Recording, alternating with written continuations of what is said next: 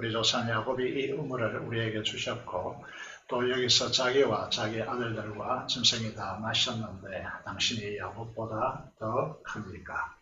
예수께서 대답하여 이르시되 이 물을 마시는 자마다 다시 목마르니와 내가 주는 물을 마시는 자는 영원히 목마르지 아니하리니 내가 주는 물은 그 속에서 영생하도록 솟아나는 샘물이 되리라. 여자가 이르되 주여 흐른 물을 내게 주사 목마르지도 않고 또 여기 물 기르러 오지도 않게 하옵소서.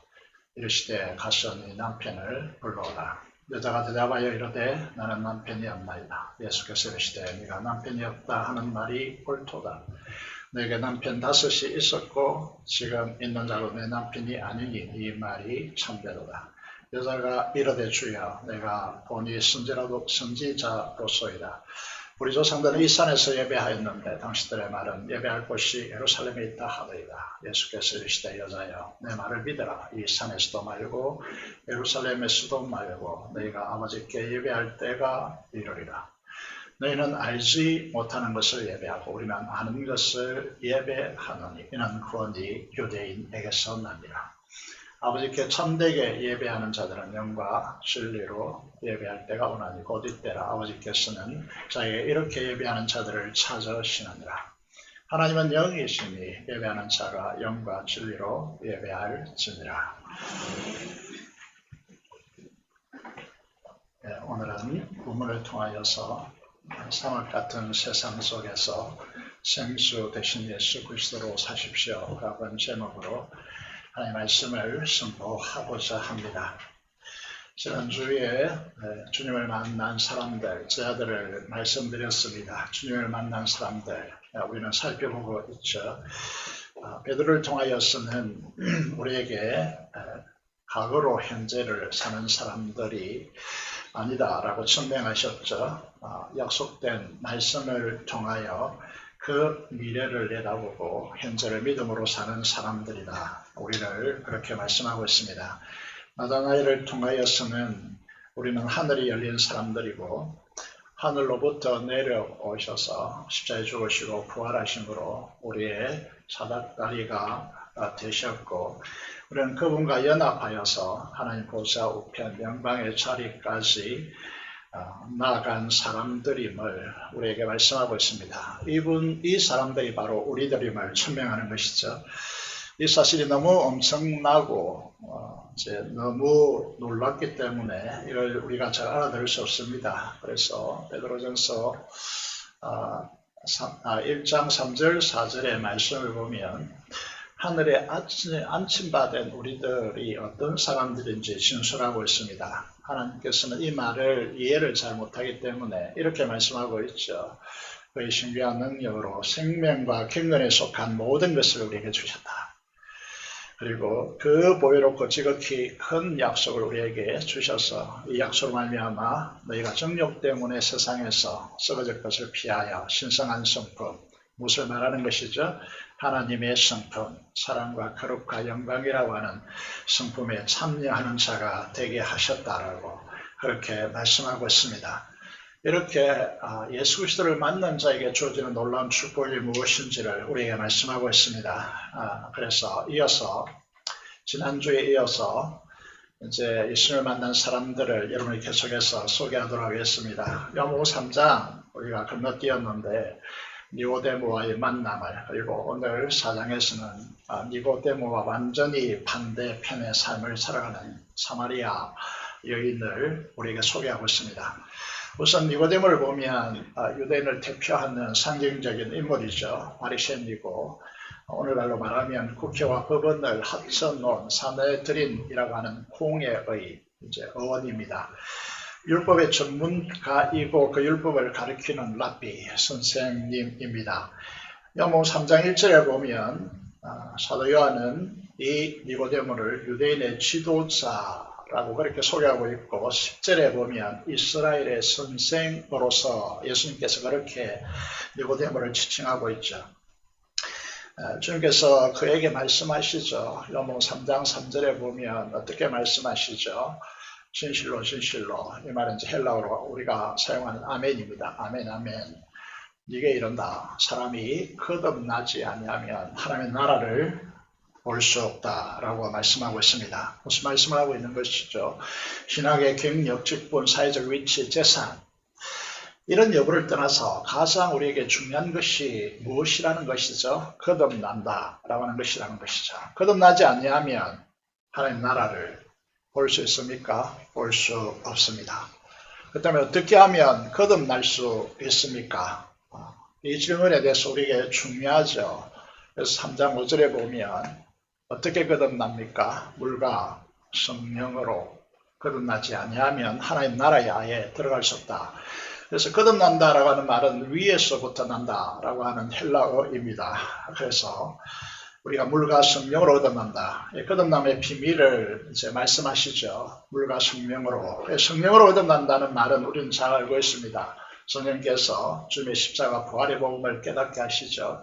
그리고 그것을 믿게 하십니다.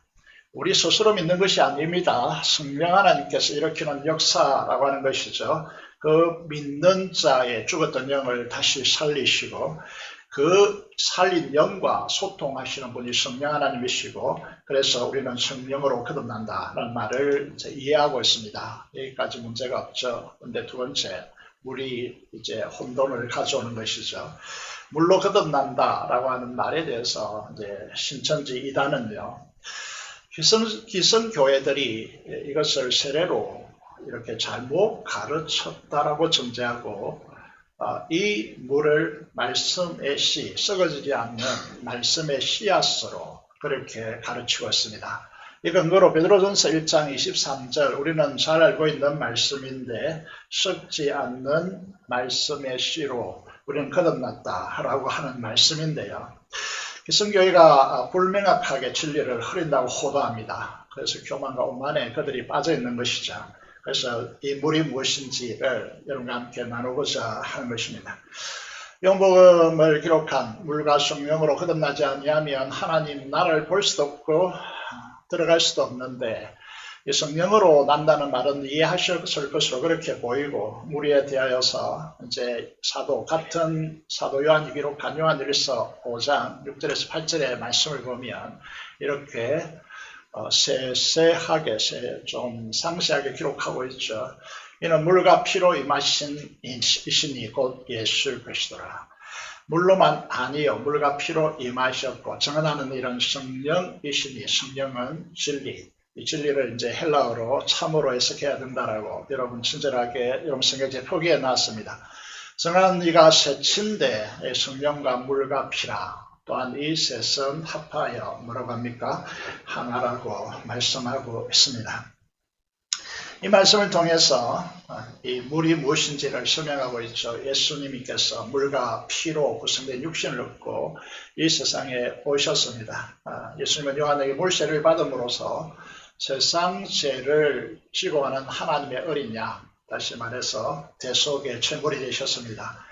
이 일을 예수님 자신이 이룬 것이 아니고 성령께서 임하셔서 이 일을 이루게 하신 것이죠. 그래서 요한복음 3장 14절에서 16절에 이렇게 기록되어 있습니다. 이스라엘 강야에서 하나님을 불순종하고 반역하여서 불뱀이 이제 나타나서 물어서 독으로 이스라엘 백성들이 죽어가고 있을 때 하나님께서 모세에게 구리로 뱀의 모형을 만들고 장대에 매달아서 높이 들으라고 말씀하십니다. 그것을 쳐다보는 자를 살리라 라고 말씀하시죠. 이것은 이제 무엇을 상징하는 것입니까? 예수 그리스도께서 물과 피를 쏟으신 십자가 사건을 상징하는 모형입니다. 예수님께서 손과 발에 못 박혀서 십자가에 대롱대롱 매달렸습니다. 그리고 주님의 심장이 창에 찔러서 물과 피를 다 쏟아내시고 직접적인 사인은 이것입니다. 그래서 생명의 상징인 물과 피를 우리를 위해서 다 쏟으셨죠. 이것이 성자 하나님만의 사건이 아님을 사도 바울은 천명하죠. 이제 사도행전 20장 28절에 사도 바울이 에베소 교회 장로들 밀레도에 불러놓고 이렇게 말씀하시죠. 하나님이 자기 피로 사신 교회를 이제 너희로 치게 하셨다. 이렇게 치리하게 하셨다라고 표현하고 있습니다. 무슨 말하는 것이죠? 이게 이해가 되지 않습니다. 예수님께서 자기 피로 사셨다. 이건 말이 되는데 하나님, 성부 하나님께서 자기 피로 사셨다라고 말씀을 하시는 것이죠. 비록 이 사건이 예수님만의 사건이 아니고 하나님께서도 가장 중요한 생명이라고 하는 이 대가를 지불한 사건으로 저도 바로 이해하고 있습니다. 예수님 우리 죄를 대신하여 짊으시고 십자가에 못 박혀 우리 죄에 대한 심판으로 하나님과 분리되어서 버림받으셨습니다. 이것을 우리는 영적 죽음이라고 표현합니다. 그 위에 쏟아지는 우리 죄에 대한 하나님의 진노의 심판의 행벌을 주님께서 모조리 다 받아내신 것이죠. 우리는 우리의 일선으로, 다시 말해서 우리의 머리로 이 깊이를 도무지 알지 못하기 때문에 성경은 사복음서를 통하여서 곳곳에 장치를 마련해 놓으셨습니다. 그 장치가 무엇인가 하면 왜 예수님이 십자가 지기를 주저하셨는지, 땀이 땅에 떨어지는 것과 피방울이 땅에 뚝뚝 떨어지는 같이 땀이 그렇게 떨어지도록 고통스러운 기도를 동일한 제목으로 3번이나 나가서 왜 하셨는가? 십자가 죽음을 주님께 친히 자신이 예고하셨고 십자가에 죽으려 오신 주님이 정작 십자가를 앞두고 이 십자가를 지지 않고 지나가게 해달라고 눈물로 왜 통곡하며 호소했는지, 겟세마네 기도의 동산으로 오르면서 왜 고민하고 슬퍼하셨는지 제 아들에게 이렇게 말씀하시죠. 내 마음이 매우 고민하여 죽게 되었다라고 왜 토로하셨는지, 우리는 이 조각조각 흩어진 흔적들을 한 곳에 모아보면 이 십자가 무엇인지 드러나는 것이죠. 예수님께서 십자가에 흘리신 물과 피는요, 우리의 죄의 영원한 행벌에서 우리를 구원하시고 사탄의 약한 영으로 죄로 우리를 지배하는 사망의 결핍에서 우리를 자유케 하기 위해서 십자가에서 물과 피를 다 쏟으시고 지옥의 고통 당하신 이 십자가 사건을 보여주는 것입니다. 이 사실을 성령께서 과거 2000년 전에 일어난 사건이 아니라 지금 우리에게 일어나는 사건으로 보여주시고 깨닫게 하시고 믿게 하시는 것입니다. 그래서 물과 성령으로 이 말은 동일한 말이고요. 십자가와 부활의 사건을 깨닫게 하시고 보여주시고 믿게 하시는 성령 하나님의 역사로 우리가 구원받는 것입니다. 거듭나게 되는 것입니다. 성령 하나님의 역사로 이 십자가 복음을 믿는 자들에게 죽었던 영을 거듭나게 하시고 성령 하나님을 내주하게 하시는 것입니다. 주님이 우리와 한몸되고 연합되어서 우리 마음 중심 보좌에 앉으심으로 그 속에서 생수의 강물, 다시 말해서 하나님 나라의 영원한 자원이 공급되어지는 이 놀라운 축복의 사람이 된 것입니다. 이 사실을 확정하기 위해서 우리는 무엇을 합니까? 화면이 왜 갔죠? 무엇을 하죠? 베드로전서 3장 11절의 말씀을 보면 이렇게 됐습니다. 화면이 가서 죄송한데 왜 가죠? 네. 21절에 보면 이렇게 됐습니다.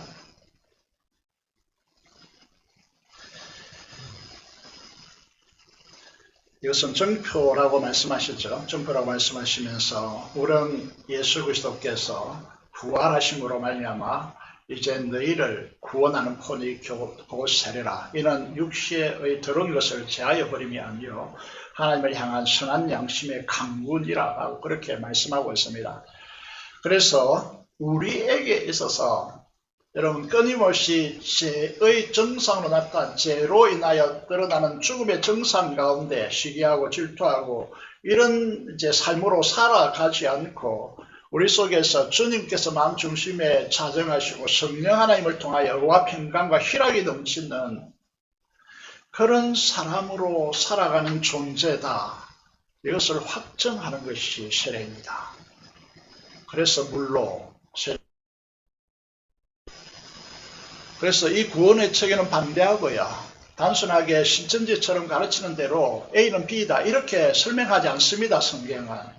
너무나 강한 체계이기 때문에 강대한 체계이기 때문에요.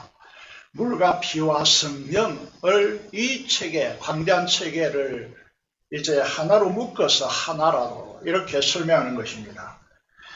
이 체계를 잘 이해하시기 바랍니다. 다시 한번 단순화시키면 물과 성령으로 거듭나야 천국을 볼 수 있고 천국에 들어갈 수 있다는 말은 우리가 십자가 부활의 복음을 믿고 성령 하나님의 역사로 예수 그리스도의 구주로 영접해야 우리가 천국에 들어가고 하나님의 나라를 볼 수 있다라고 하는 말씀이 되는 것이죠. 이제 사마리아 여인을 만나러 가보기를 원합니다. 사마리아 여인을 통해서 무엇을 말하려고 하는 것입니까? 물과 성령으로 거듭난 사람에게 무엇이 중요한가 말씀하시고자 하는 것입니다. 예수님 6월절에 예루살렘으로 올라가 대로 성전 청결 사건과 니고데모의 대화, 이제 주요한 내용이죠. 마치시고 갈릴리로 다시 4장 4절에 보시면요, 이렇게 되어 있죠. 중요한 말씀을 기록하고 있습니다.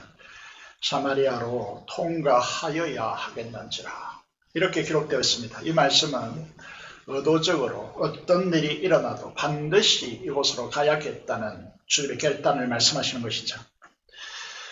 여러분, 이게 어떤 의미를 가지고 있는가? 정통 유대인과 랍비들은 사마리아 사람들과 상종하지 않았습니다. 그 땅도 밟지도 않았습니다.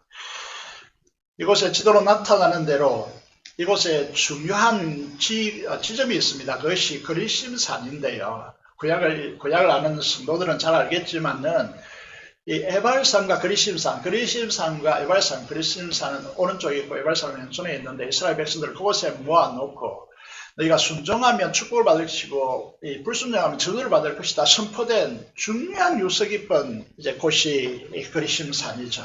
그럼에도 불구하고 정통 유대인들과 랍비들이 이곳에 가지 않았습니다. 그곳에 사마리아 사람들이 살고 있기 때문이죠. 왜 그렇습니까? 이것은 주전 722년, 예수님 오기 전 722년 전에 북왕국 이스라엘을 아수르가 패망시킵니다. 이 아수르가 패망시켜 놓고 어떤 정책을 펼쳤느냐 하면 많은 유대인들을, 이 지역의 유대인들을 포로로 끌고 가서 다른 지역에 이주시킵니다. 그리고 다른 지역에 있던 이제 유대인이 아닌 민족을 이곳에 집단 이주시켜서 유대인 혈통 말살 정책을 펼칩니다. 이 지역의 이방민족을 데리고 와서 이곳에 남아있는 유대인들과 강제적으로 결혼을 강제했습니다. 이 정책을 따라서 순응하는 자들에게 부와 안녕을 보장했습니다. 이것은 잘 아시다시피 구약 성경에 율법으로 금지되어 있기 때문에 신앙을 지키려고 하는 사람들, 우리가 일제시대와 비슷합니다. 그래서 감옥에 가고 박해를 당하고 하루 한 끼도 제대로 못 먹고 이렇게 버티는 삶을 살아가는 것이죠. 그런데 아수르 제국은요, 영원하지 않습니다. 그래서 아수르 제국이 바벨론에 의해서 패망당합니다. 그러면 이제 바뀌는 것이죠. 신앙을 지킨 이 사람들에게 햇빛이 비치는 것이죠.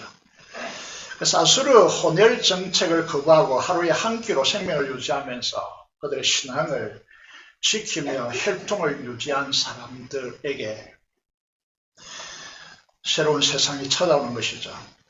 그래서 신앙을 지킨 전통 유대인들과 랍비들이요, 사마리아 지역에 신앙을 버리고 부와 안녕을 위해서 이방인과 결혼하여서 혼혈이 되고 아수르에 탈입한 사람들이 사마리아에 모여 살았기 때문에 자다손손 그들과 상종하지 않고 그들을 개 돼지보다 못한 취급을 한 것입니다.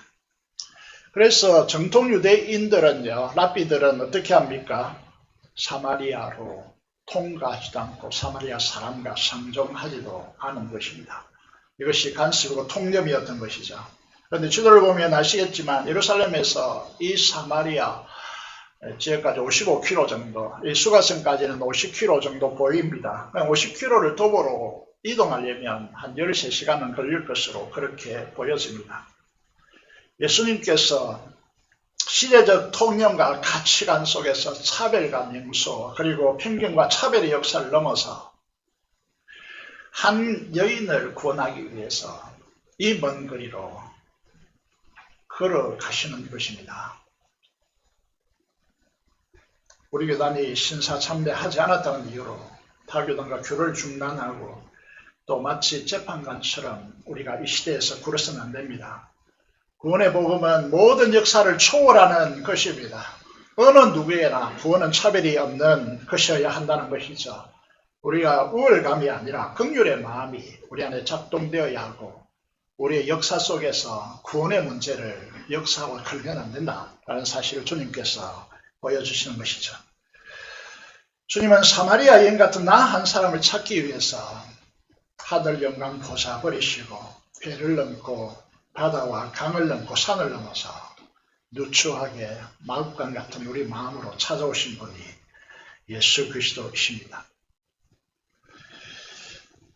요한복음 4장 6절에 보면 때가 제 6시쯤 되었다라고 기록되어 있습니다. 우리는 전통적으로 이 시간을 이제 우리의 시간으로 계산하기 위해서 이게 유대 시간으로 그렇게 기록되었다고 보고 6을 더해야 됩니다. 그래서 낮 정오라고 해석해 왔습니다.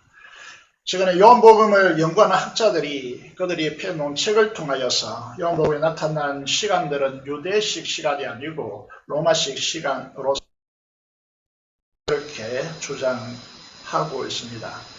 그래서 우리가 지금 사용하고 있는 우리는 지금 로마식 시간으로 사용하고 있기 때문에 이 6이라는 것은 정오 12시가 아니고 오후 6시다 이렇게 봐야 한다라고 주장을 이제 하기 시작했습니다.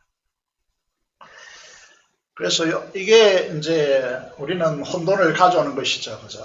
이게 중요한 문제이기도 한데 시간이 뭐 그렇게 중요하냐 이렇게 보겠지만 그 사람을 이제 규정하고 거기에 찾아오시는 주님을 바로 알기 위해서 이건 중요한 문제입니다.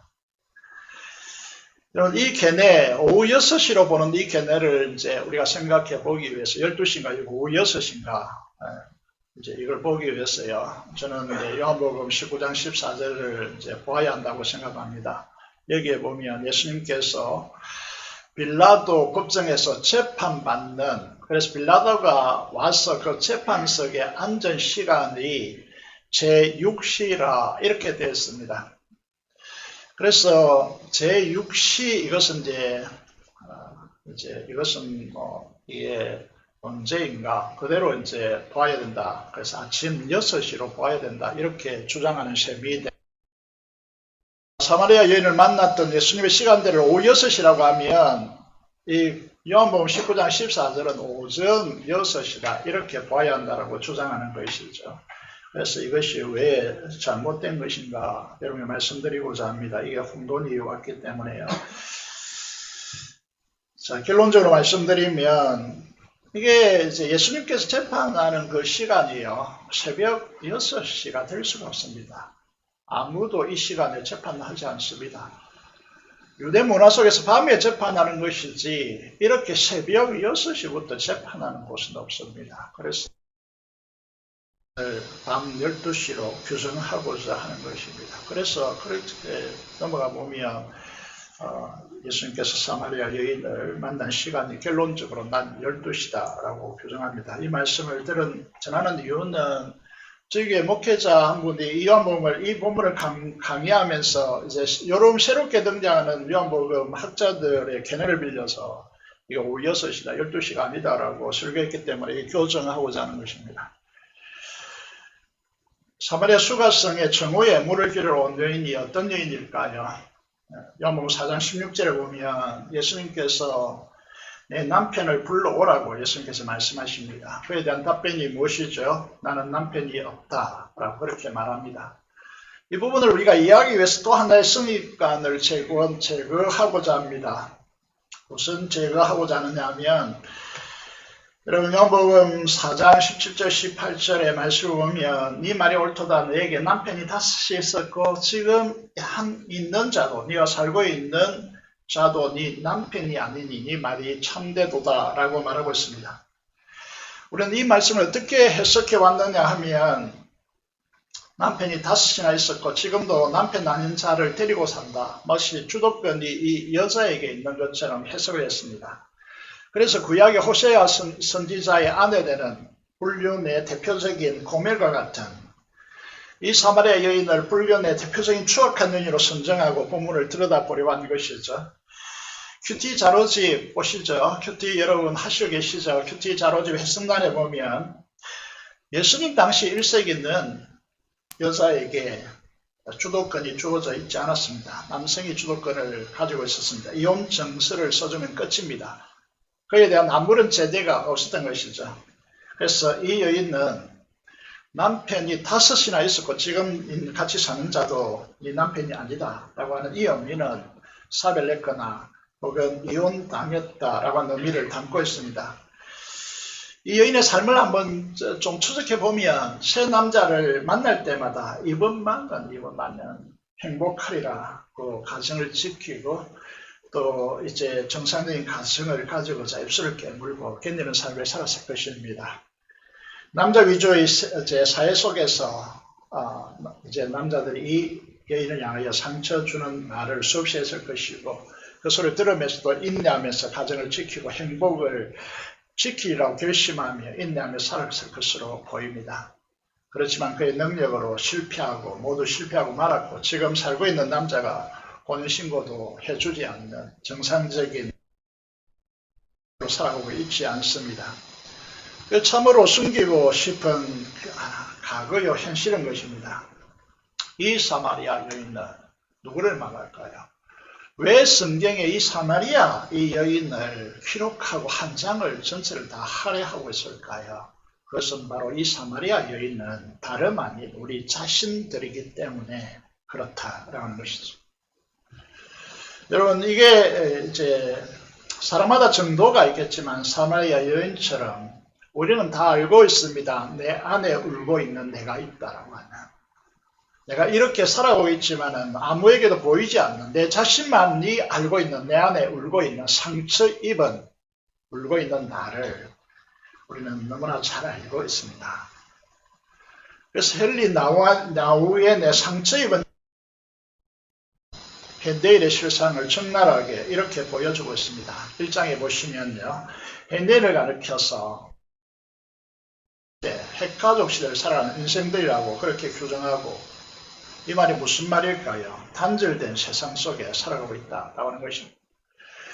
여러분 스마트폰, SNS를 통해서 수없이 소통하고 있는 것 같지만은요. 이 소통하지 못하는 단절된 세상 속에서 우리는 살아가고 있습니다. 그 정상이 무엇일까요?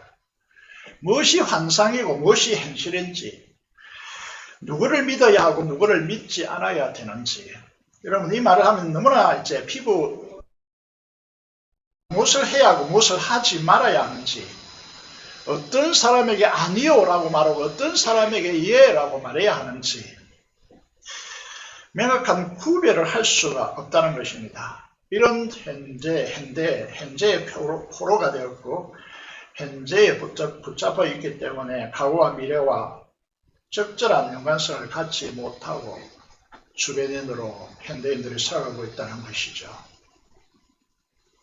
여러분 대선 후보자 중 누구를 찍을지 결정했습니다. 여러분 데이빗 시멘스의 상황감정의 치유라고 하는 책에서요. 4장을 보시면요. 사탄의 치명적 무기라는데 이런 내용이 나옵니다. 그리스도인들은 말씀을 통하여서 너무나 자신이 하나님의 아들과 딸임을 너무나 잘 알고 있습니다. 그럼에도 불구하고 무서운 열등감에 꼭꼭 묶여서 깊은 무가치한 감정의 쇠사슬에 얽매여 있다라고 말합니다. 우리 안에 잠재된 이런 열등감은 우리 안에 하늘의 능력을 마비시킨다고 말합니다. 미래를 여는 비전을 파괴한다고 말합니다. 이 말이 좀 어려울 수 있는데 그래서 쉽게 우리가 이해하는 성경으로 설명해 보겠습니다. 민수기를 보면요. 10명의 전탕꾼의 열등감의 보고를 이스라엘 백성들이 듣게 되었습니다. 그들이 보고를 통해서 그림 그리듯이 환하게 이제 그들에게 그려지는 것이죠. 거대한 지금까지 보지 못했던 거대한 여리고성, 골리앗 같은 3m에 이르는 아낙 자손들이 절비하는 이 땅. 이 열등감에 감련된 이스라엘 백성들은 자신들을 어떻게 느끼게 합니까? 메뚜기로 보는 것입니다. 열등감입니다. 이 보고서를 듣고 기 시작했고 두려움으로 가득 차게 되었습니다. 그래서 뭘 합니까? 하나님을 원망합니다. 천지를 창조하시고 홍해를 걷게 갈라서 걷게 하시고 반석에서 물이 나게 하시고 하늘에 만나가 내리게 하시는 하나님을 보는 눈과 하나님을 말씀을 듣는 약속의 인생을 거는 길을 상실합니다. 여러분 눈과 귀를 약속과 미래를 향한 눈과 귀를 상실하는 것이죠. 하나님은 약속하시고 이루시는데 자신들은 안 된다라고 말합니다. 못한다고 열등감에 갇혀 언약을 상실하고 비참해지고 비굴해지는 것입니다. 그래서 나타나는 것이 바알 신앙입니다. 왜 우리는 예수님과 사마리아 여인과의 대화를 자세히 들여다보아야 하는가? 그것은 우리는 우리 영혼과 마음의 정서적 문제를 잘 들여다보지 않으려고 하기 때문입니다. 내면에 보이지 않는 정서적인 문제, 그것이 드러나지 않기 때문에 지나갈 수 있다고 생각하는 것이죠. 그러나 치명적으로 외면하고 덮으면 문제가 끝나는 것이 아니고 환경 속에서 터집니다. 예수님은 역사적 치명적인 거리를 뛰어넘고 그 먼 거리를 바쁜 걸음으로 한낮에 뜨거운 태양 아래 걸어서 이 여인이 이제 나오는 이 시간에 맞춰 오느라고 너무나 힘들고 고나여 털썩 주저앉을 만큼 그렇게 걸어오셨고 그 여인에게 물을 좀 달라고 요청함으로써 이 여인과 대화를 시작합니다. 그런데 역사적 간섭과 깊은 지역 감정의 고를 핑계로 단번에 거절합니다. 유대인의 남자가 사마리아 여인 등 우리들에게 왜 이 요구를 하느냐? 자신들을 유대인들이 개 돼지로 취급해 놓고 이제 와서 무슨 짓이냐라고 그 이면에 흐르고 있는 질문을 던지는 것이죠. 예수님 뭐라고 하십니까? 10절을 보시면 하나님의 선물이 그리스도 메시아인 줄을 네가 알았다면 구원을 요청했을 것이고 그가 생수를 줬을 것이다. 우물과 생수는 전혀 다른 문제입니다. 우물은 깊이 파야 하고 그 두레박을 건져 올려야 됩니다. 그런데 물은 그냥 흘러나는 것이다. 그 생수를 줬을 것이다. 구원은 시대를 초월한다고 말씀드렸습니다. 지역을 초월한다고 말씀드렸습니다. 과거의 역사를 초월하는 것이라는 걸 천명하시는 것이죠. 그러자 이 여인이 어떻게 반응합니까? 11절을 보면 우물은 깊고 물 깊는 둘락도 없는데 어디서 생수를 얻는단 말입니까? 이 여인의 대답 속에 오늘 말씀에 반응하는 우리의 모습들이 보입니다. 주님의 말씀에 대한 이 여인의 오만한 태도를 통해서 우리를 보게 되는 것이죠. 이 여인의 대답은 틀린 것이 아닙니다. 논리 청렴한 대답입니다. 당연한 지적입니다. 그리고 이 여인은 역사적 지식을 기반으로 하여서 묻고 있습니다. 주님과 야곱과 비교하여서 주님을 공박하기 시작합니다. 12절에 보면 당신이 야곱보다 큽니까? 불행히도 이 여인은 전통과 자신의 지식과 경험에 의존하여서 그것을 뛰어넘지 않으려고 방어합니다. 그것으로 인생을 살 수 없다는 것을 자신의 인생을 통해서 너무나 빼지르게 절감해 놓고 자신을 모르는 이 유대 남자, 자신을 전혀 모른다고 생각하고 자신의 오만함으로 오히려 이 유대 남자를 어떻게 합니까? 공격하고 있는 것입니다.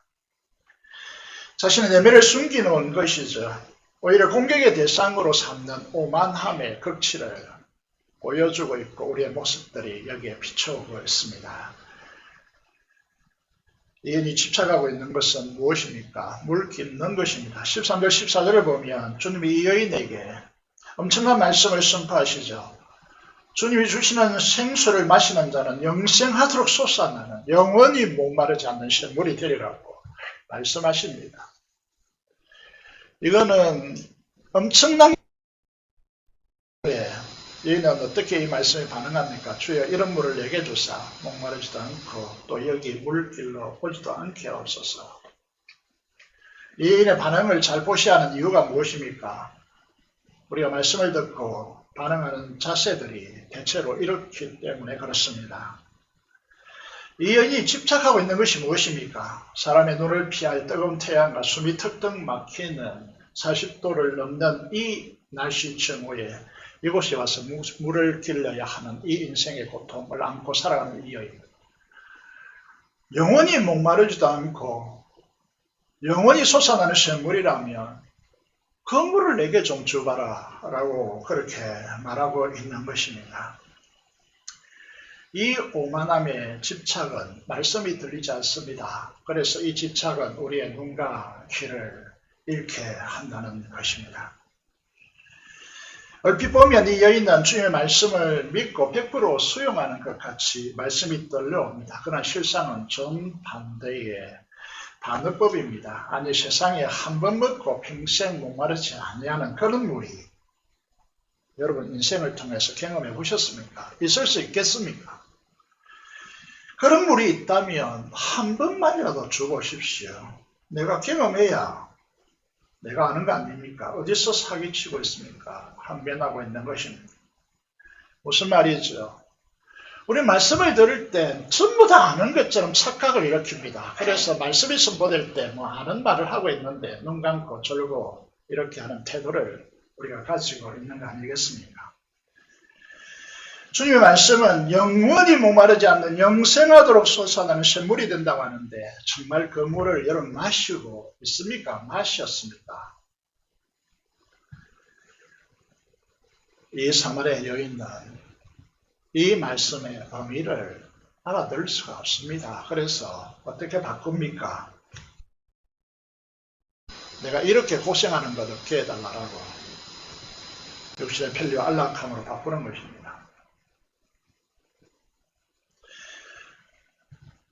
재직 세미나 하고 있지만 재직들에게 해야 될 가장 좋은 교육은 이런 거라고 저는 생각합니다. 말씀을 듣는 자세, 말씀을 어떻게 들을 것인가.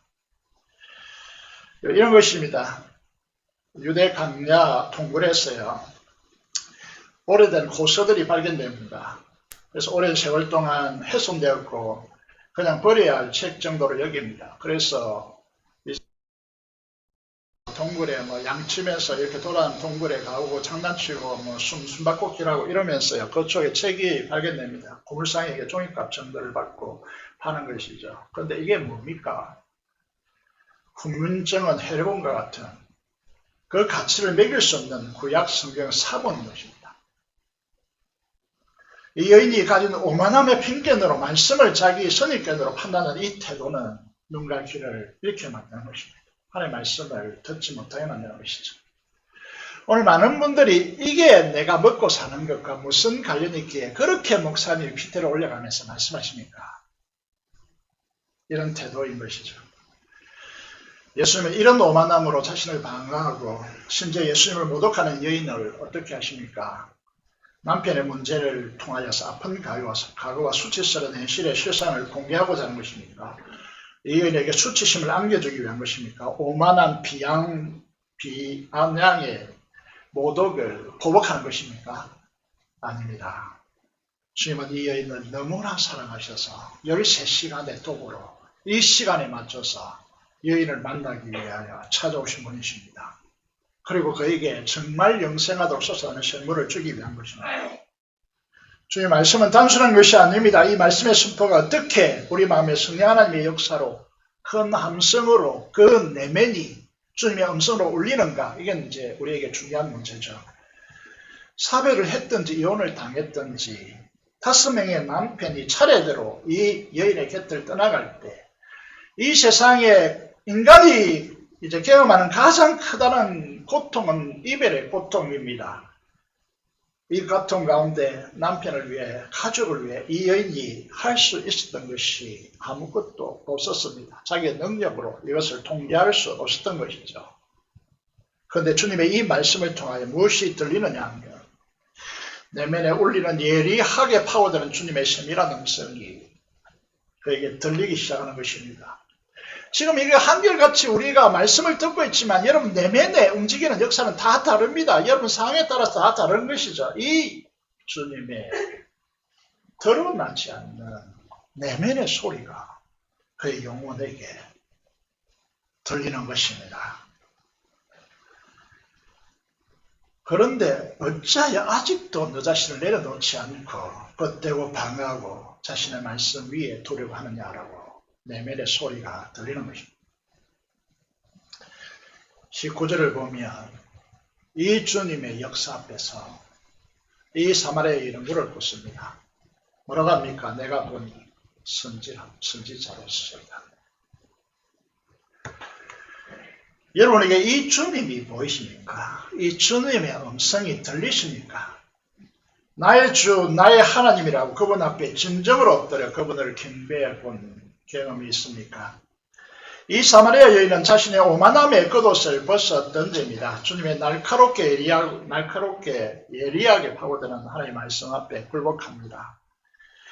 주님 말씀 앞에 갈기갈기 찢어진 조각난 자신의 내면의 상처의 진실을 비로소 생전 처음으로 주님을 만남을 통하여 말씀 속에서 드러내는 것입니다. 이 상처를 통해 제가 사망 안에서 풍겨내는 악취 가득한 자기 내면의 정서적 실상을 비로소 주님을 만나서 그 말씀으로 보게 되는 것이죠. 저는 여러분의 묵게 오셨습니다. 주님을 만나서 여기까지 오셨나요? 나 안에 울고 있는 또 다른 나를 주님의 임재 안에서 발견하고 주님이 오셔서 치유하셨나요?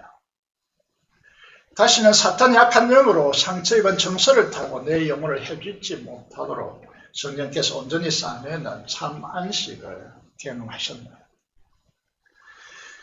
점검하는 지점은 이것입니다. 나의 약점, 과거의 상처를 공격할 때, 사람들이 공격할 때 그것이 나에게 아무런 문제가 되지 않습니까? 이 모든 질문은 무엇입니까? 화면에 떠 있는 대로 당신은 주님을 만났습니까?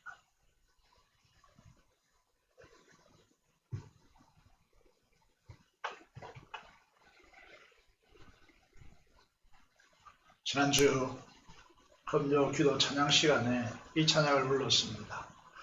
저 가장 아름답게 오는 대상은 이것입니다. 주님을 만나서 가슴 벅참으로 일어서서 주님께 찬양하는 사람들. 이게 너무나 아름답게 보인다는 거죠. 사랑하는 여러분, 이 찬양의 고백적 가사가 공감되고 나의 경험적 뜨거운 신앙의 고백이 됩니까? 하나님 안에 펼쳐진 주님의 사랑이 눈부시도록 아름답습니까? 이 점은 굉장히 중요하다고 저는 보는 것이 주님의 사랑이 아름답습니까? 그렇게 진짜 신앙은 이런 것입니다. 하나님이 아름답다고 정서적으로 느끼시느냐라는 것입니다. 자신에게 주님의 십자가의 사랑이 행운할 수 없을 만큼 놀랍고 위대한 사랑이십니다. 서로 바꾸면 지금은 305장인가 그렇죠. 하늘을 두루마리 삼고 바다를 먹물로 삼아도 다 기록할 수 없는 사랑이라고 하는 이것이 정서적으로 여러분과 같이 공감되고 있습니까? 사랑이 그냥 할 수 없어서 눈물로 고백되고 있습니까? 죄악으로 결핍된 세상 가운데 있는 우리들을 통하여 끊임없이 하늘의 평강의 물결이 우리의 마음 중심에서 솟아나 샘물이 되어 주변 사람에게 마시고 있습니까? 이것이 전도이죠. 자, 이제 이 영원히 목마르지 않고 영생하도록 솟아나는 이 샘물은 무엇을 통하여 드러나고 경험되어지고 공급되어집니까? 그렇습니다. 예배입니다. 예배. 그래서 예배가 중요하다라고 누누이 강조하는 것입니다. 이 예배는 장소의 문제가 아닙니다.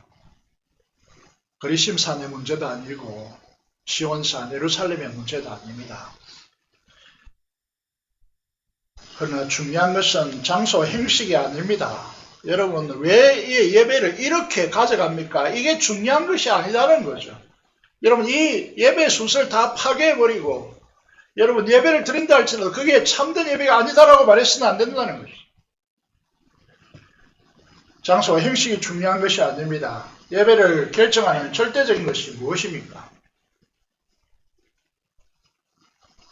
몇 가지를 빠른 시간이 갔기 때문에 빠른 속도로 가겠습니다.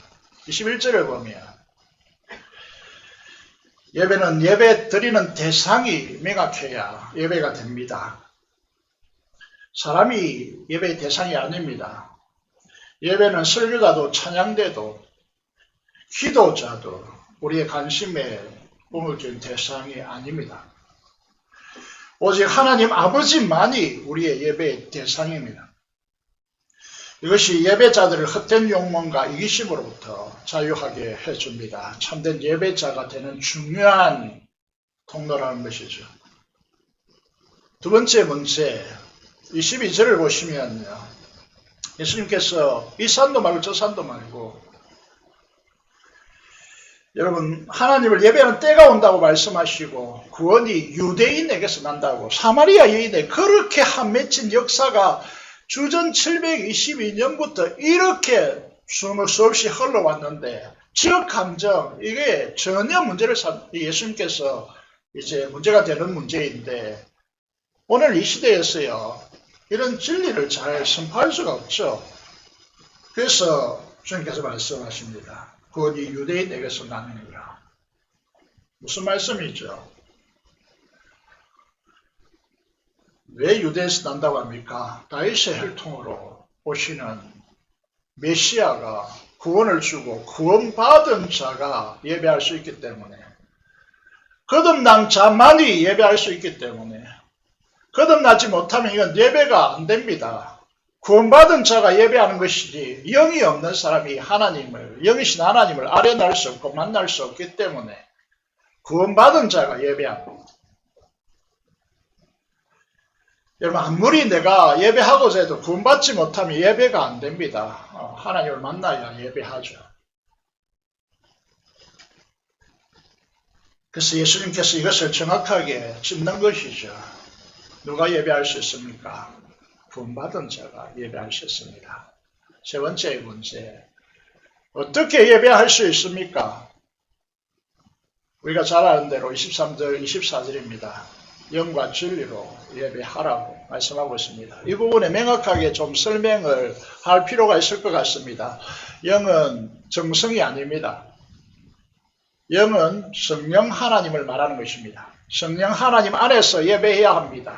성령 하나님의 이끄심과 인도하심과 성령 하나님의 말할 수 없는 탄식으로 기도에 휩싸여서 우리는 하나님 아버지 앞에 예배해야 됩니다. 두 번째, 진리로 예배한다는 말은 주 예수 그리스도, 진리의 주 대신 예수 그리스도 안에서 예배하라 이 말입니다. 예수 그리스도께서 죄인된 우리가 하나님을 아련할 수 없기 때문에 예수님께서 십자가에 피 흘려서 우리에게 하나님께로 가는 산길을 열어주셨습니다. 그 새롭고 산길을 통하여 하나님께 나아갈 수 있습니다. 그래서 보십시오. 예배는 성령 하나님과 주님 동시에 이 예배의 이곳에 성령과 예수 그리스도 그리고 하나님 앞에 나가는 삶 이곳에 드러나는 엄청난 것이 예배다라는 사실을 우리에게 말씀하고 있는 것이죠. 그래서 이 예배, 이 세 가지를 꼭 기억하시기 바랍니다. 예배는 사람의 대상이 아닙니다. 여러분들이 주목받는 그런 곳이 아니라는 거죠. 설교자가 주목받는 곳이 아닙니다. 설교를 잘한다 못한다 이런 것이 중요한 가치가 아닙니다. 구원받은 자만이 예배할 수 있습니다. 영과 진리로 성령과 진리의 주 대신 예수 그리스도 안에서 하나님 아버지께 나아가고 하나님께서 오셔서 우리가 아련하고 만나는 이것이 예배라는 것입니다. 예배를 왜 드립니까? 그러면 예배를 드리는 목적이 무엇입니까? 몇 가지로 말씀을 적어놨는데요. 보시면요. 주님께서 말씀하신 대로 나는 샘물이 되리라고 하는 이것의 수료이기 때문에 우리는 예배 드려야 됩니다. 여러분 우리가 이 집에 수도시설이 있잖아요. 그 수도시설에 수도꼭지를 틀면 물이 나오잖아요. 그와 같이 하나님께서 마르지 않는 영원한 생물을 주시는 수로가 예배입니다. 예배를 드리지 않으면 하나님의 나라를 경험할 수가 없는 것이죠.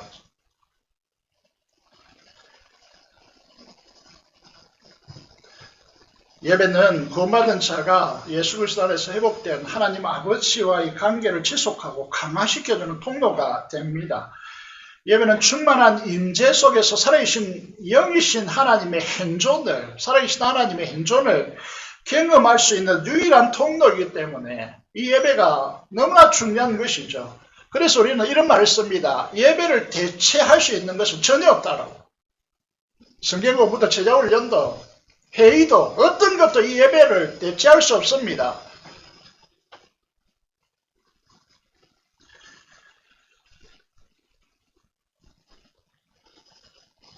상처 입은 치유자라는 책에서 언급했듯이 현대인들은 무엇이 중요하고 무엇이 우선적인지 결정을 잘 하지 못하는 상황 속에 살아가고 있습니다. 이것에 건진받는 것은 우리 자녀들이, 여러분 자녀들 현대 학교를 다니는 아이들에게 꿈이 뭔가 물어보면 잘 대답을 요즘 못하죠. 너 꿈이 뭐냐 모르겠습니다. 예배자들은 선포되는 말씀을 통하여 영이신 하나님과 살아계신 교제를 누리는 통로이고 보이지 않는 하나님의 뜻을 깨닫고 분별력 확보하는 자리가 예배입니다. 그래서 우리가 예배하는 이유가 우리 선조들이 예배하는 네 생명보다 중요하고 네 목숨보다 중요하다고 하는 말들이 우리는 이런 이 오늘 발전된 신학을 통하여서 우리 선조들이 걸어갔던 길이 맞다라고 하는 것이죠. 하나님의 그 넓은 사랑의 품으로 우리를 어루만지시고 치유하시고 회복되는 손길, 하나님의 터치를 경험하는 통로이고 하나님의 사랑과 영광과 거룩이라고 하는 것이 아무리 여러분 논리적으로 이성적으로 가르쳐봐도 이건 모릅니다. 하나님의 그분을 예배 중에 만나서 터치가 일어나야 이게 감을 잡고 그 의미를 깨닫게 되는 것이죠. 그래서 예배는 우리의 전부이고 생명이 되는 것이죠. 다시 말하면 예배를 다시 강조합니다. 대체할 수 있는 것은 없습니다. 사람들은요, 우리의 영적 눈과 귀를 상실하게 되었습니다. 마지막으로 적용점에서 이런 말씀을 듣고 마무리하도록 하겠습니다. 요한가토부로 이 책을 소개하고 있는데요. 이분은 김재철 목사님 분인데 이 싱어웨이라고 하는 프로그램을 아시는 분 알 텐데 이 아들이 우승했습니다. 최종 우승. 그 아버지인데요. 이분이 너무 유명해서 이 요한가토부로 한 책을 한 10권 정도 썼습니다. 12권 정도 썼는데 이건을 보시면 이런 내용의 간증이 소개되고 있습니다. 자기 교회 간증, 기독교 100주년 기념관에서 교회도 건물도 없이 목회하시는 분인데 모든 신학생들 가장 존중받는 목사님 중에 한 분으로 있습니다. 이분이 이런 간증을 썼더라고요. 노년에 예수님을 믿는 연로한 성도님이 이런 간증을 하셨다는 거예요. 가난한 시절에 자녀들이 많고요. 우리 저희 형제도 9남매 이렇게 됐는데요. 형제도 많고 옛날에 다 그랬습니다. 그러면 너무 가난하고 또 그렇기 때문에 조부, 아이들은 조부고 자기 부모죠. 그죠? 부모가 주는 쌀을 부모가 가져가라 이렇게 한다는 거죠. 그러면 그 쌀을 많이 가지고 오겠습니까? 작게 가지고 오겠습니까? 많이 가지고 오겠죠. 많이 준다 무겁다고 안 갖고 옵니까? 그렇지 않죠. 그죠? 그러면서 이게 신앙에 투영돼 가지고요. 이렇게 간증합니다. 이게 썩어놨습니다. 하나님 말씀을 알면 알수록 하나님께서 요구하시는 대로 살면 살수록 제 마음속에 하나님 말씀이 차면 찰수록 무거워야 할 것 같은데 제 삶은 더 가벼워집니다. 사랑하는 재건부산교회 성도 여러분, 교회 우리 성김의 교회 짐들, 직분자의 책임을 감당해야 될 짐들, 세상에서 말씀대로 살기 위해 몸부림치며 느껴지는 삶의 무게들, 그리고 그리스도인으로 산다는 것의 무게들, 이런 것도 우리는 너무 잘 알고 있죠. 그렇죠? 그런데 참된 예배자가 되시고 하나님의 터치를 경험하고 하나님의 성령의 충만한 속에서 임하시는 하나님의 역사를 경험한다면 신앙생활이 무겁게 크면 더 가벼워질 것이라는 것이죠. 여러분, 그리고 영상을 보고 있는 사랑하는 여러분, 사마리아 여인처럼 지식적, 종교적 깊은 관심을 가지고 내면의 상처로 울고 있는 나를 발견한다면 어떻게 해야 될까요? 진정으로 자기의 오만함과 방어 기제를 내어놓고 주님 앞에 나가시기를 바랍니다. 성령 하나님과 진리의 주님 안에서 참으로 하나님께 예배하십시오.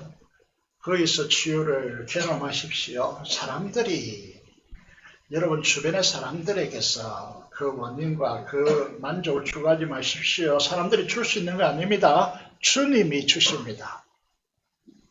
영원히 마르지 않는 생수의 강물로, 강수로 채워주시는 분이 주님이십니다. 주님을 깊이 만나 치유를 경험하고 성령 하나님 안에서 주시는 영생하도록 솟아나는 생물을 얻게 될 것입니다. 주님이 초청하시죠. 수고하고 무거운 짐진 자들아, 다 어디로 오라고요? 주님께로 오라고. 주님께로 가시길 바랍니다. 그래야만 힘을 얻을 것입니다. 육체적 힘을 넘어서서 정서적 안식을 누리게 될 것입니다. 주님을 깊이 만나 영생하도록 솟아나는 영원히 목마르지 않는 생물인 성령 하나님 안에서 평강과 희락하게 하나님 나라를 경험하게 될 것입니다. 이런 복된 인생들이 다 되시기를 주님의 이름으로 축복드립니다. 기도드리겠습니다. 여러분 내면에 말씀하시는 주님을 깊이 만나시고 이제 정말 이 상처로 얼룩졌던 돌고 돌았던 인생 뒤로하게 하시고 생수의 강물로 영원히 속삭여 목마르지 않는 생수로 채워달라고 기도하시고 오른쪽 부모와 통일과 발성의 선교사를 위해 사람성으로 기도하겠습니다. 세신 아버지 하나님 오늘을 감사합니다. 우리를 사랑하여 주시고 이 자리로 오게 하시고 이 은혜의 말씀을 듣게 하심을 감사합니다. 우리가 얼마나 울고 있는지, 우리의 상처를 엎져 있는지, 얼마나 외면당하여서 고독 가운데 처해 있는지, 우리가 너무 정서적으로 지치고 힘든 이 인생의 날들에 오늘 주님께서 찾아오셔서 내게 오라고 말씀하여 주시고 사막 같은 이 죄 결핍된 세상 속에서 생수 대신 예수 그리스도로 사는 복된 축복이 있게 하여 주시옵소서. 이 민족의 복음화, 이 지역의 복음화를 위해서 하나님께 기도합니다. 속히 이루어 주시고 피 없는 통일을 우리에게 주셔서 대상 갈등이 민족 속에 선교를 감당할 수 있는 우리 민족이 되게 해주시며 파수님 선교사를 통하여 일하여 주시옵소서. 우리 주 예수 그리스도의 이름으로 기도드리옵나이다. 아멘. 찬송가 526장 찬송하시면서 준비한 대로 응답하도록 하겠습니다.